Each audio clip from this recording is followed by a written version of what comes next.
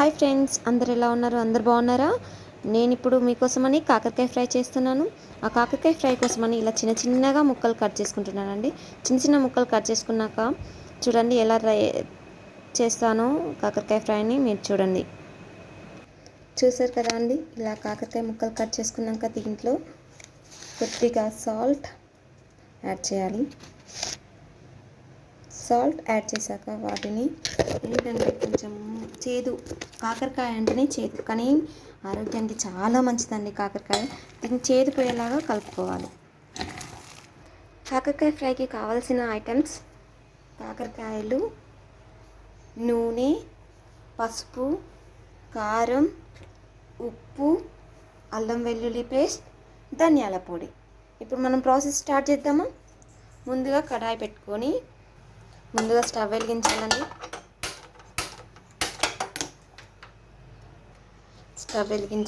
Stove వెలిగించాక ఫ్రైకి సరిపడా oil,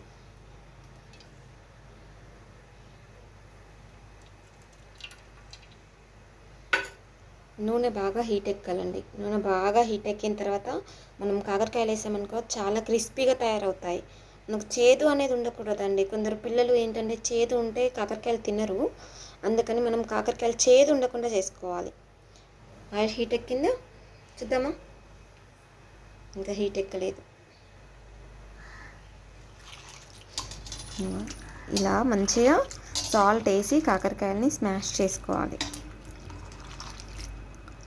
అంతలోపు ఆయిల్ హీట్ ఎక్కింది. మనకి ఆయిల్ హీట్ ఎక్కాక కాకరకాయ పీసెస్ ముక్కల్ని ఇందులో నూనెలో కాగుతున్న నూనెలో వేసుకోవాలి.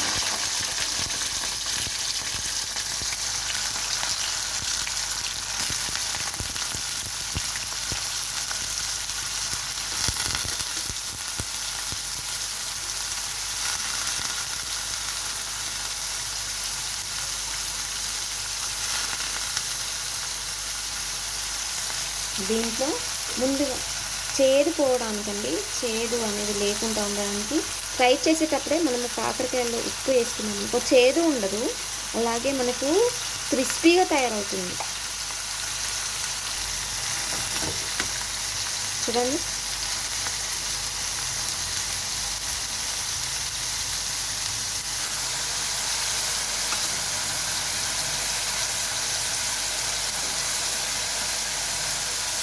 మూత అనేది పెట్టుకోవద్దండి.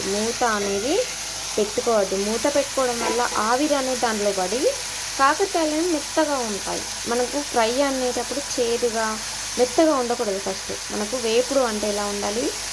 క్రిస్పీగా యమ్మీ టేస్ట్తో ఉండాలి కదా. అందుకని మనం మూత అనేది పెట్టుకోకూడదు. కాకరకాయ ముక్కలన్నీ గోల్డెన్ ఫ్రై అయ్యేదాకా మనం మంచిగా ఫ్రై చేసుకోవాలండి. చూడండి ఆయిల్ ఎలా చిటపటలాడుతుందో.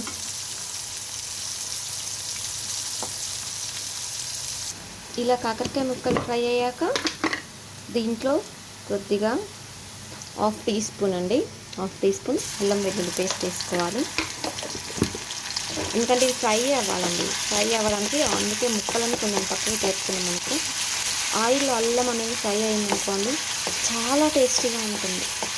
ఫ్రై అనేది మనకి చాలా టేస్టీగా ఉంటుంది. చూసారా?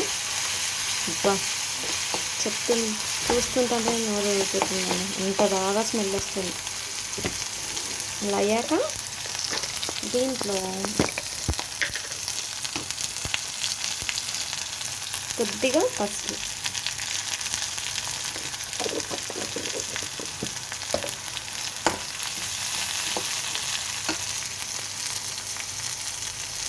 వేసి ఏం చేయాలంటే బాగా ముక్కల్ని కలుపుకోవాలండి.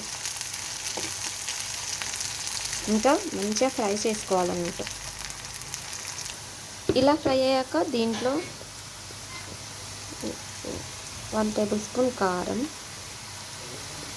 వేసుకోవాలి.